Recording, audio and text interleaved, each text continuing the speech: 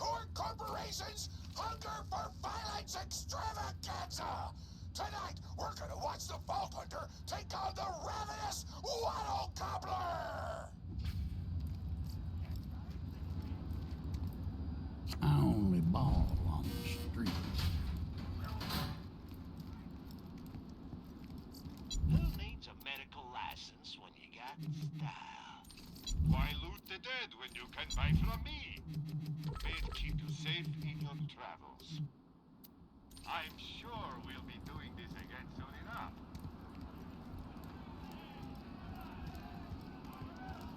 But first, I'm interviewing the only Torgue contestant to survive a showdown with the Gobbler!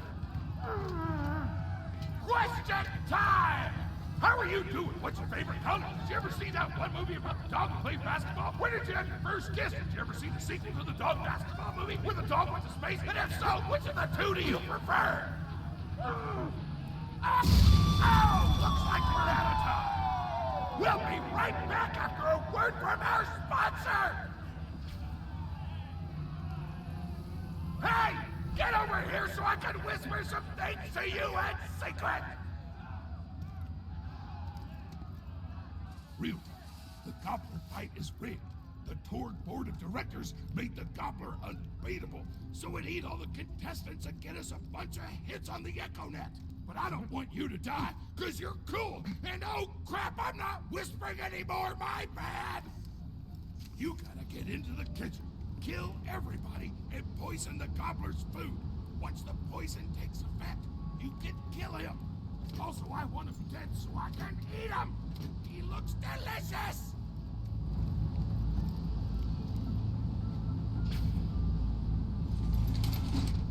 And we're back! The Vault Hunter's in the kitchen, but today there's a new item on the menu. Murder! Vault Hunter, kill the chef!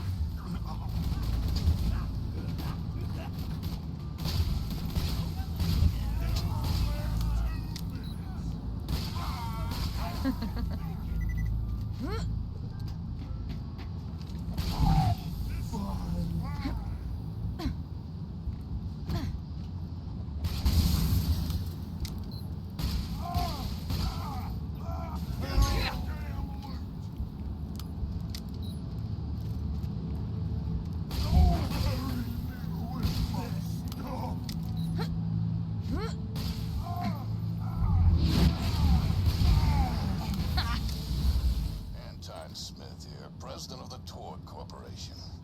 You do well to ignore Torgue's instructions if you wish to stay alive.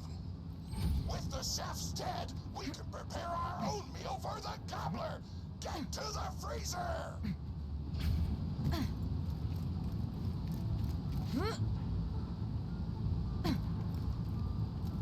Feeling overburdened by money? Tell your friend, Marcus Munitions.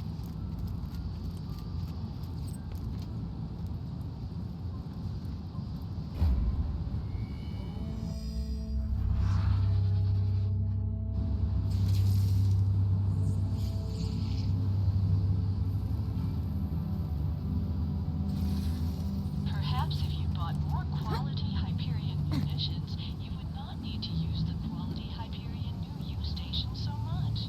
Just a thought.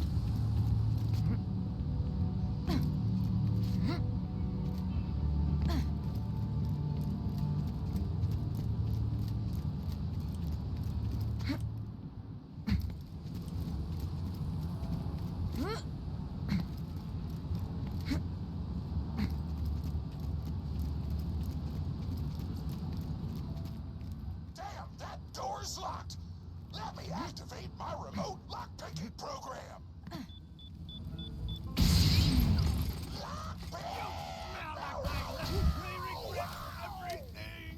We do not allow contestants in the meat locker. Leave at once.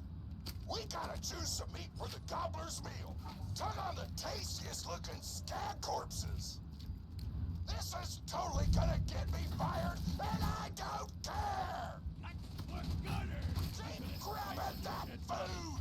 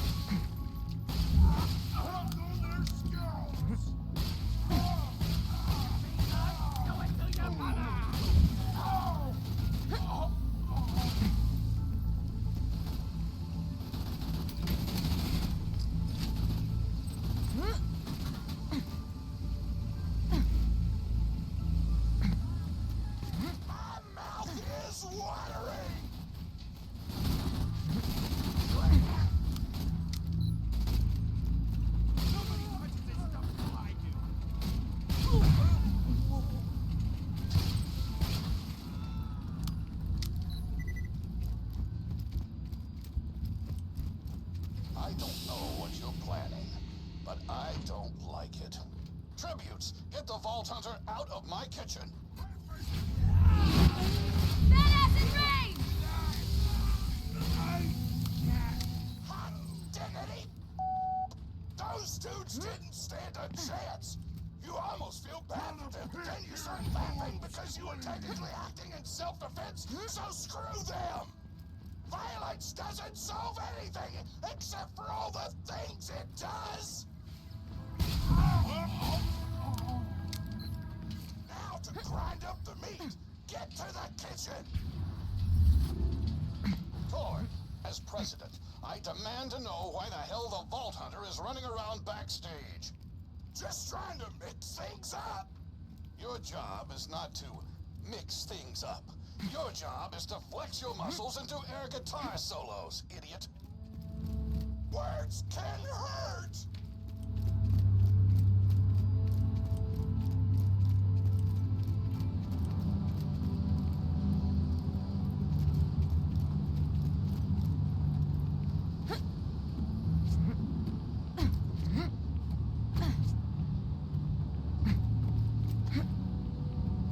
Let's get a grindin'!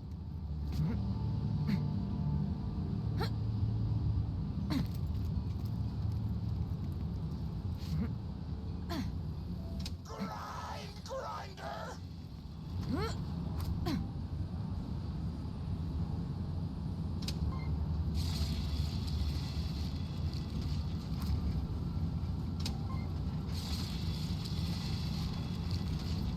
Delicious!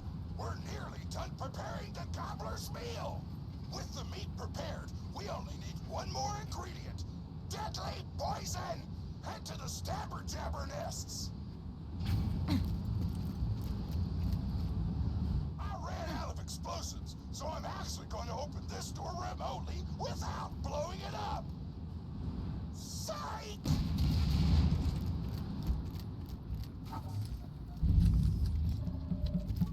You know you're following an idiot, yes?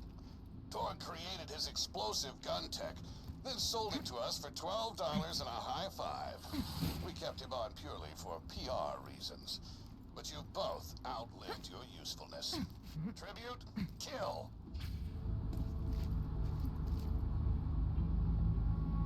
Stay put!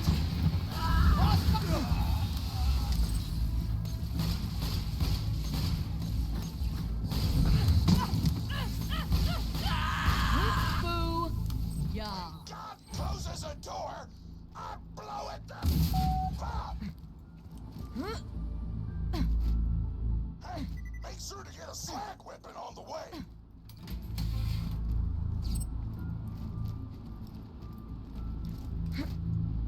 Smack the jabber nest to wake 'em up!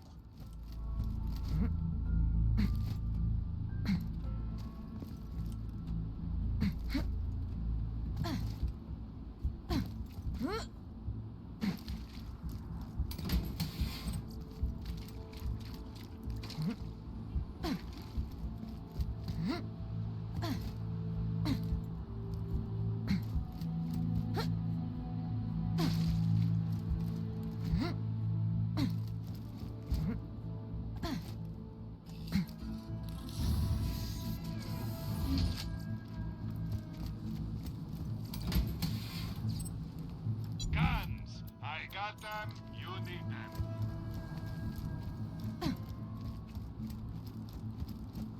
All right, now slide the jabber!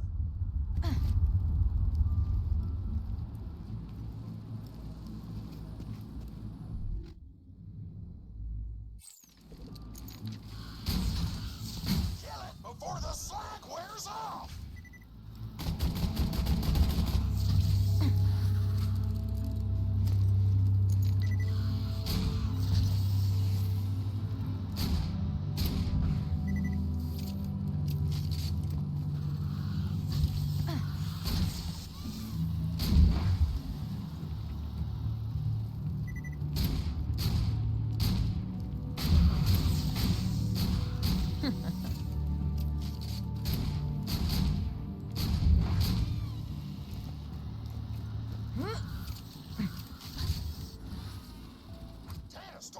single slack jabber gland would be enough to kill a monster the size of a planet.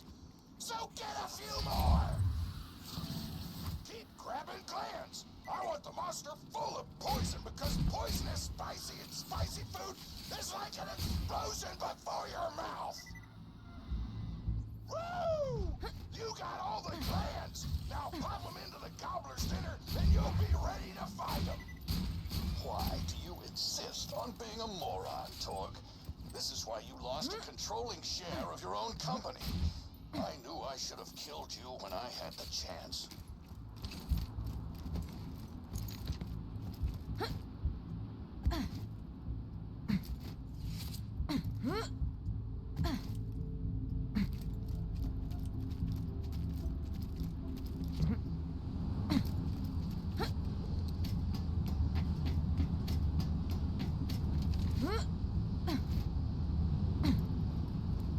Now add the poison glands to the marination vat.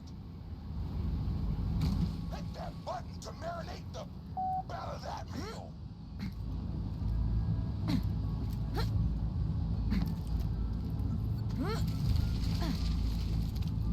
The meal's almost ready. Let's get cooking. Start the conveyor of cookery.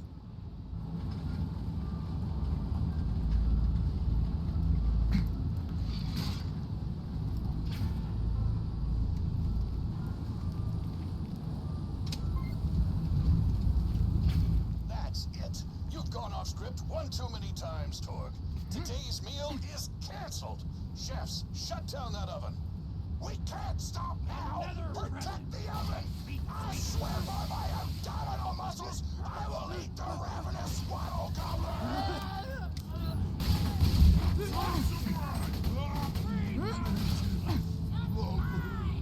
Oh, that is doo-doo!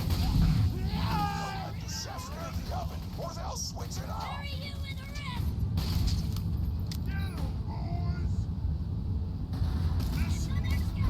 Quiet! Lamb! Don't let the chefs near the oven, or they'll switch it off! Then wait! The oven's off. Why not just head home, Vault Hunter? Coat out of I want that oven shut down. I want the Vault Hunter dead. And I want Mr. Torgue's head on a plate. I want everything you got! Build me ration! You're worse than a Those bitch! food stops You destroy are culinary nothing! masterpiece.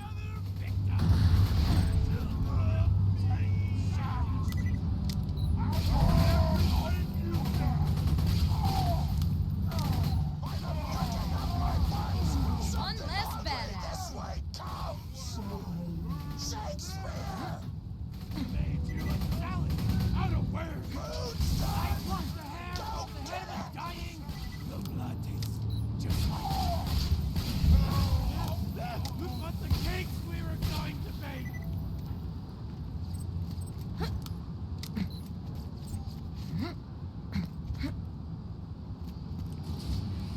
My taste buds are aflame with the power of 1,000 nuclear bombs! My mouth is watering so much you could drown a small village in my cheeks! The taste apocalypse is upon us!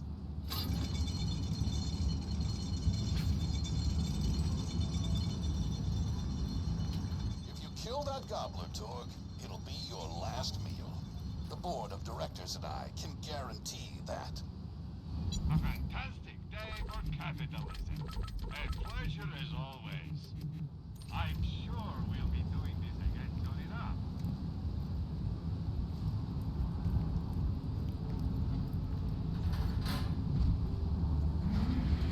You know why we made the gobbler invincible, Torgue? So you could kill him. After dozens of failed attempts by other contestants, you were supposed to finally kill it on camera while wielding our most expensive guns.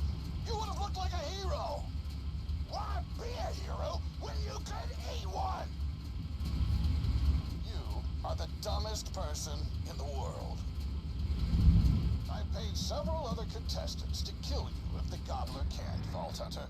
You and Torgue will pay for your idiocy. Here comes the Ravenous Wattle Gobbler! with poison! Let's see if he notices. He took the bait. Now just don't die until the poison takes effect. Wattle Gobbler!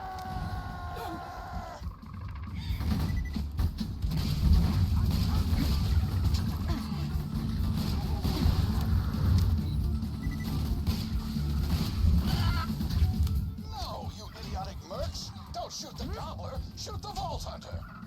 The poison's working! It's working! The gobbler is killable! Let the tank apocalypse begin!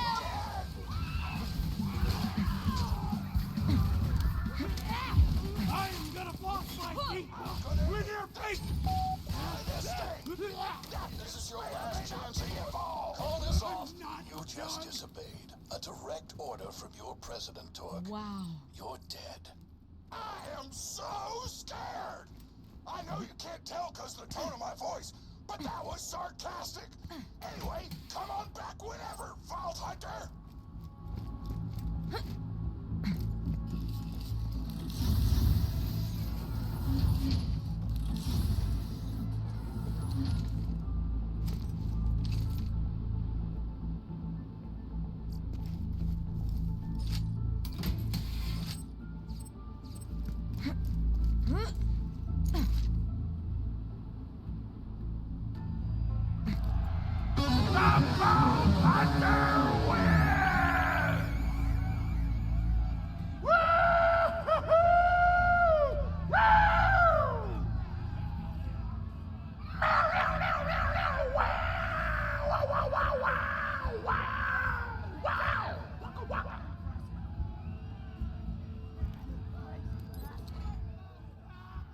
Today, I am thankful for big-ass monsters and the mercenaries who explode them.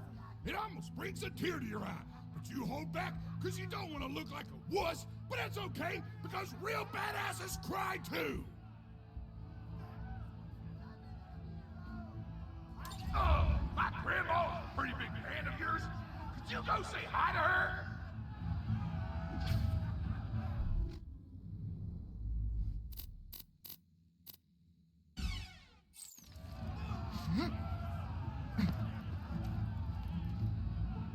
Oh man, it's the Vault Hunter! You are awesome! Didn't you fight Terramorphous? I fought a big creature like that once. He was a big whale squid with 100 tentacles.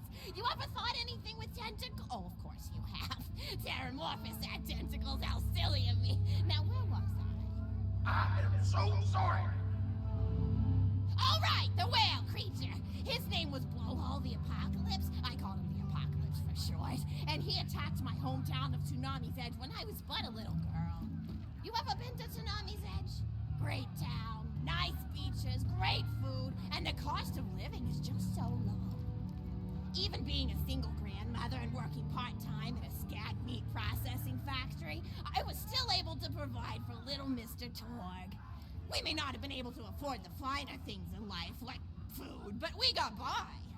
After all, Mr. Torgue and I didn't have anything but one another after that horrible gas leak blew up the iridium mine, killing my son and his lovely wife. From that day onward, my little Mr. Torgue vowed to conquer explosions themselves in an effort to avenge his fallen parents, and... Ah, man, I've forgotten what I was talking about. Where was... Oh, right! The Blowhole the Apocalypse! So anyway, I was wrestling Blowhole to the ground, and I had my bicep curled around his blueberry throat. Blueberry? Sorry, I meant to say blubbery. I've got blueberries on the brain, I guess. I grow them in my backyard. Mr. Torgue helped me plant them. Thanks again for that, grandson. I love you, Grandma! Anyway, I have my bicep around his blubbery throat, and Mr. Torgue starts crying because he really likes whale squids, and he doesn't want to see me hurt one. They are the princes of the ocean! So I let the whale go after giving it a punch in the eyeball so he'll remember me, and it swam away into the ocean. And then I had Mr. Torgue drive me to the ice cream parlor. He got me Rocky Road, because Rocky Road's my favorite. I'm extremely partial to the way the marshmallows act like little landmines of flavor amidst the battleground of chocolate. What's your favorite flavor of ice cream? Is it pistachio? I bet it's pistachio. Oh, that reminds me! You'll never guess who I saw today. Pistachio the Amazing! He's a magician who studied under Crazy Earl, so he's got that weird mustache, you know, but I saw him make a rack hive disappear. A whole rack hive! I said to Mr. Torgue, Mr. Torgue, wasn't that amazing? And he said, yes, it was, Grandma. Didn't you say that, High Five? You remember saying that? I remember, Grandma.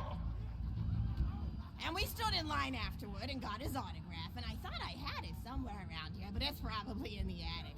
I really ought to go up there and clean it out one of these days. I have so many little keepsakes up there. You're paying attention, right? Say, what's my favorite flavor of ice cream?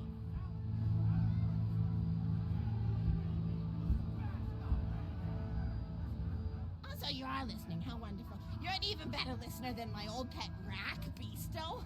Beasto was such a sweetie. You ever had a pet rack? If you can tame them, they are the sweetest pet you'll ever have.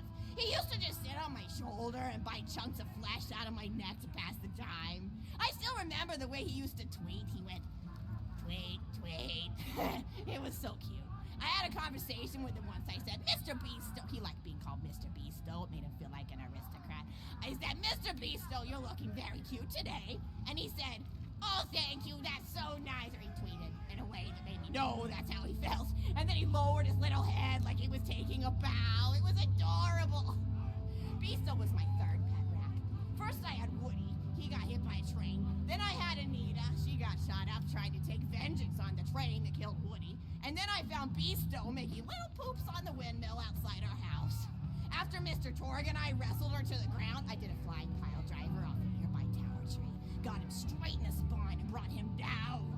We brought him in and fed him some skag steaks until he decided he loved us. I still miss Beasto sometimes. He just died of old age.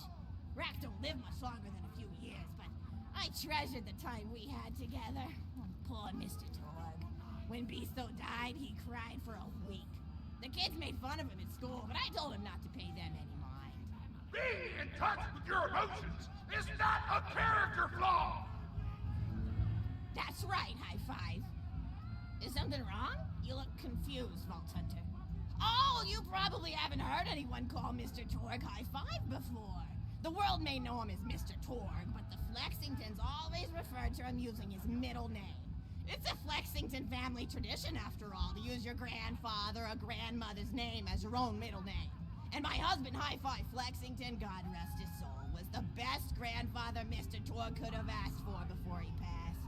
He taught Mr. Torgue dang near everything he knew about firearms. Without High Five's teachings, I don't think the Torgue Corporation would exist at all. Gosh, I still remember the first gun Mr. Torgue tried to make after his parents died. A Jacobs shotgun with a stick of dynamite attached to the barrel. Torgue nearly blew his face off, but he got up, dusted his mustache off, and swore that by the time he reached the age of 11, he would make a gun that fired explosions without killing the operator. And by golly, he did. It took a couple of dozen prototypes before he got the right combination of gun parts and explosives right. But once he did, woo-wee! I'll never forget the plume of smoke that used to be my neighbor's homestead. They were jerks, though, so it's okay. Gosh, I've been talking your ear off for some time, haven't I? It's so kind of you to listen for this long. I've taken up too much of your time already. Please don't feel like you have to stick around any longer. As a matter of fact, take this for giving this old woman some company. Woo!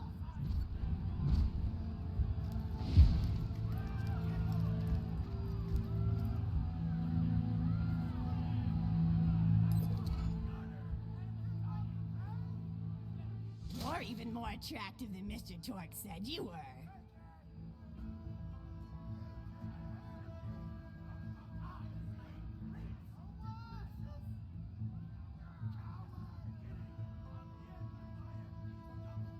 Tell it to all of your friends at once. An old lady like me has to save her voice, you know. Oh, you still want to talk with me? How incredibly sweet of you. Say, you'll never guess who I saw today. Captain Scarlet. She was robbing my retirement home with a few other brigands, and I recognized her from her wanted poster, and I said, oh, hey, you fought the Vault Hunter, didn't you? And she bowed all elegantly and really good at fighting, and that you beat her fair and square. She didn't seem to harbor much of a grudge about it. Nice girl. You should think about meeting up with her again if you're not shacked up with anybody, you know? I mean, of course, you probably are. Gorgeous hunk of a vault hunter like you. I bet you're beating away suitors left and right. Look, you're blushing. Oh, I could just eat you up. Mr. Torgue was so scared of trying to get a date for such a long time. He used to go to parties in high school and just stand in the back without talking to anybody. I am an introvert! I tried to tell him, I said, don't worry about chasing love. If you chase your dreams, then love will follow. See, that's the thing people don't get. You watch Echo films and they're just awful. They teach you that the only way to be with someone is just to pursue them over and over until they decide they like you. In reality, you know when you like someone almost immediately. You can't really convince somebody to fall in love with you. You just look like a stalker. But if you do things that you're interested in, like making guns that explode or killing mercenaries, then people will see that confidence and skill you have and they'll be attracted to it. But there's always a fine line between that kind of confidence and narcissism, you know? There's nothing worse than somebody who wants to be famous. I remember when Mr. Torgue first sold his weapons tech to that board of directors, he was pretty egocentric for a while, taking pictures of himself and posting them to the EchoNet all the time, trying to hobnob with every celebrity that used his weapons. He came back home one day with a supermodel under each arm, and I said, Mr. Torgue, what are you doing? You've lost sight of who you are. It's been weeks since you actually created a new gun, I said. And it was true. He'd been more obsessed with being well known for doing something great than with actually doing something great. It was a dark point in my life. Thankfully, High Five listened to me and got to work on what would eventually become the Kerblaster. You a fan of the Kerblaster? That was always my favorite. That and the Flacker, which I know a lot of people hate. But there's more to combat than just brute efficiency in this old lady's eyes. Style counts for something. And there's nothing quite like filling the air with tiny little explosions. It's like a fireworks show, except the deaths aren't as sad and unexpected. Actually, that reminds me, now that you're here, I wanted to throw some ideas at you for feedback. I'm a playwright in my spare time, and I'm trying to write a story about an up-and-coming tournament fighter who tries to find love in a gladiatorial arena. And I figure you've got a lot of experience, so your feedback could really be valuable. So the play is called Broken Hearts and Broken Necks. Scene 1. Fade in on an arena, just after a battle. Body parts litter the stage. A lone warrior stands in the middle of the stage. A spotlight illuminating her blood-stained arm. She stands, holding her sword triumphantly aloft. Valkyrie. Is there no warrior who can challenge me? Must I be destined to spend my life as the strongest, the bravest, the most invincible warrior this galaxy has seen? For I am Valkyrie, scourge of the gladiatorial games! Exeunt Valkyrie, as she shakes her head in despair. From stage left, enter Nodon, a janitor with a heavy heart and an even heavier conscience. He begins sweeping the body parts into a bin, which is colored green, and remember that because that's a symbolic color that will come back, until melancholy overtakes him. He drops his bush broom to the floor and falls to his knees before delivering a heart-wrenching soliloquy. The blood cannot be washed away. Not before and not now. Even as I attempt to escape the past, which haunts me still. Must I live forever as a fraud, sweeping up the trash of others to hide my shame and avoid my pursuers?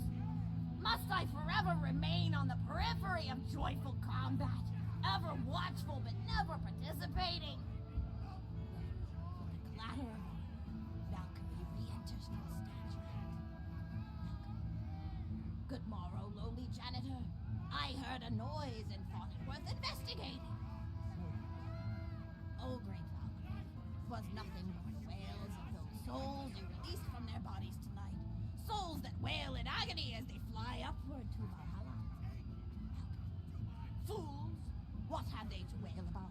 Their agonies are over, ended at the point of my sword.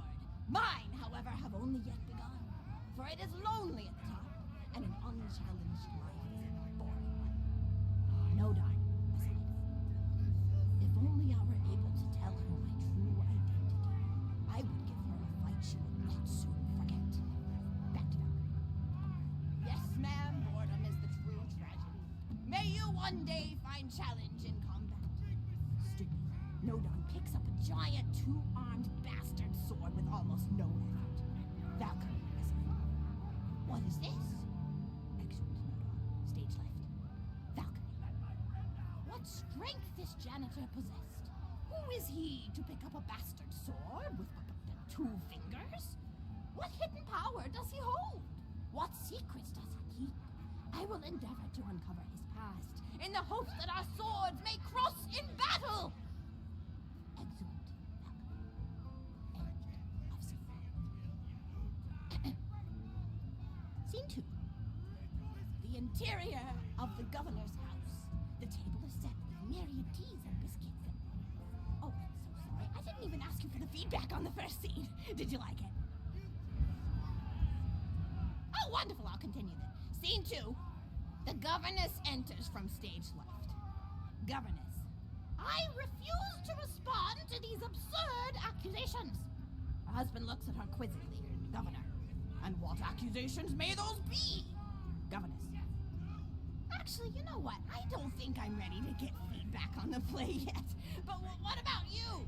What are you up to? Tell Grandma Flexington all about it. I bet you've had some amazing adventures. Mr. Torgue told me about the time you all played bunkers and badasses together. He said it was one of the most fun and welcoming experiences of his life. Grandpa! You're embarrassing me! Sorry, sweetie, but really, you and the Vault Hunters are his first real pals. It wasn't easy for Mr. Torgue to make friends at school when he had facial hair at age 8, pecs at 8.5, and dead parents by age 9. People found him intimidating, but I told him that he should be thankful for the fact that he looks different.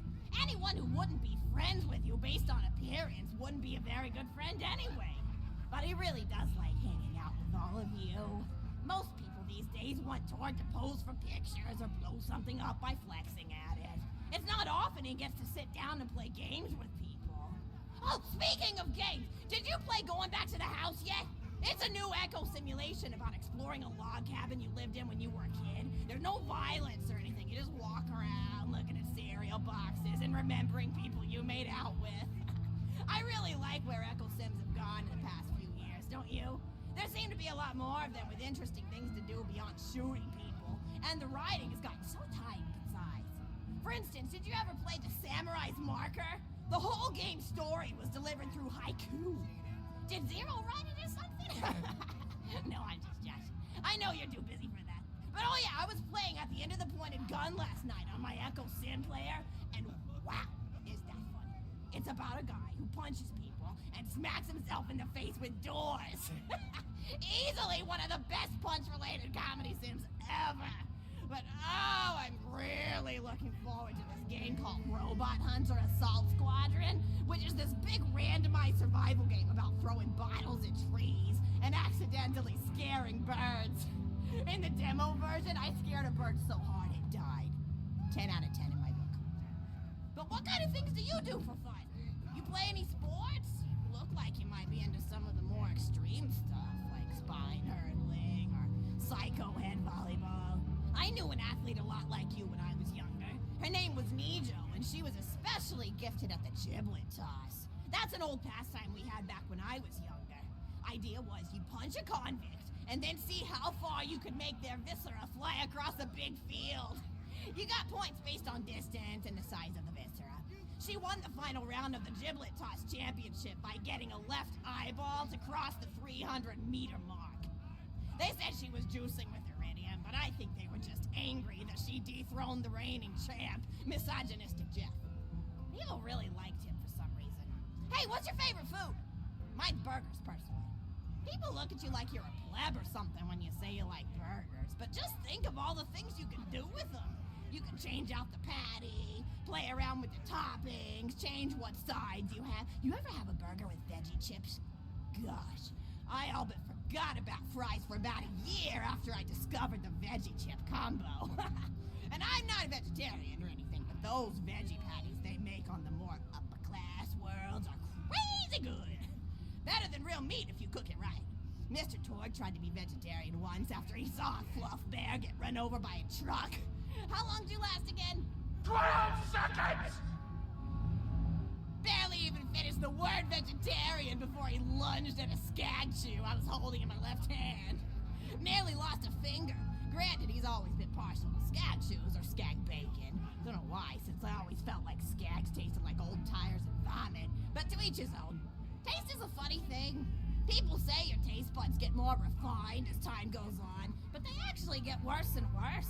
So when Mr. Torgue used to refuse vegetables as a kid, it's because he was actually tasting how awful they were. When we old folks eat vegetables, we're only okay with it because we can't taste all the gross vitamins and stuff.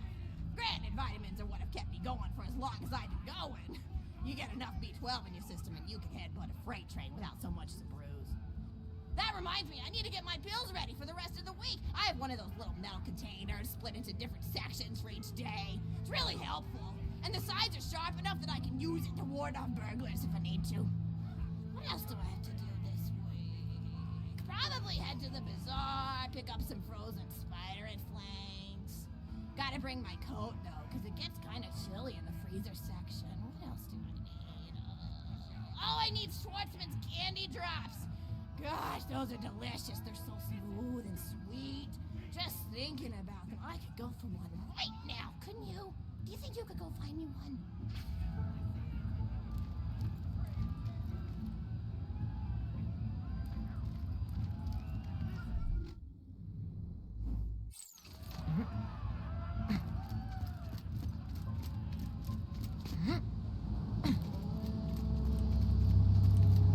Start the clock. I'm going to count every minute I get with you. I've got a whole full of meat here.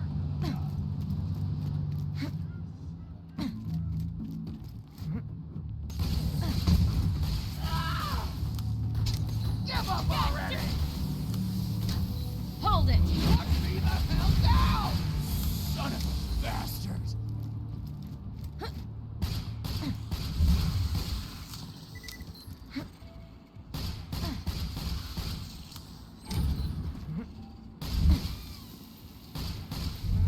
Stop!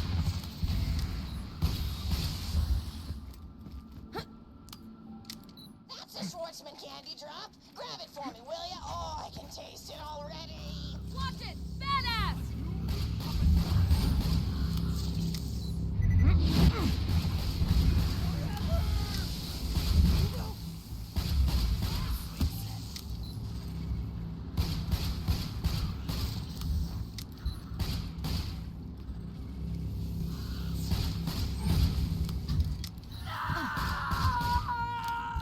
Freeze! Slam! Oh, wonderful. Bring it back here and I'll finish my story.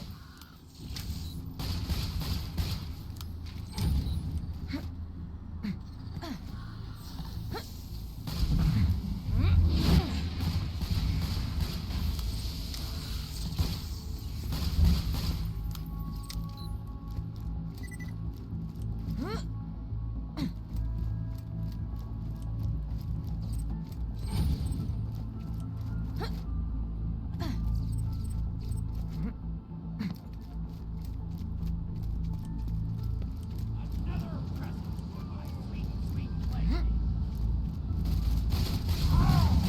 Oh, now you! Unexpected.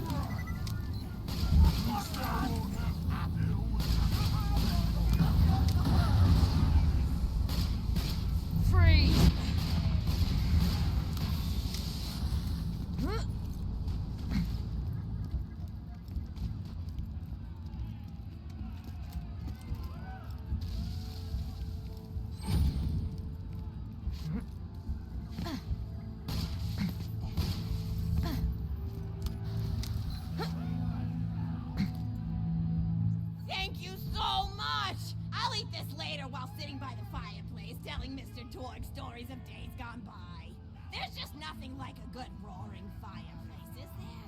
Something healing and safe. Maybe that's why our family likes explosions so much. They're basically just big fireplaces. Every explosion feels just like coming home. Oh, maybe that'd be a good slogan for the Torgue Corporation. Don't you think, High Five? Oh, don't be silly. It's a wonderful slogan and you know it. I used to come up with slogans for a living when I was in my teens. I came up with the jingle for Professor Gunsight's Can't Miss Scopes. How'd it go again? Oh, yeah. If you try to shoot but you missed a lot, then give Professor Gunsight's Scopes a shot. And then they played a gunshot sound effect and someone going, ah. It was cute. But gosh, I've been talking for a while now, haven't I? Thanks for bringing your friends to listen to an old woman ramble for a while. I can't tell you how great it is to have somebody new to talk to, especially a Vault Hunter. Oh, and one more thing. No, actually, that could probably make just something about vaults and the end of the universe. Anyway, here. I always spoil my friends, just like I spoiled my grandson. Enjoy it!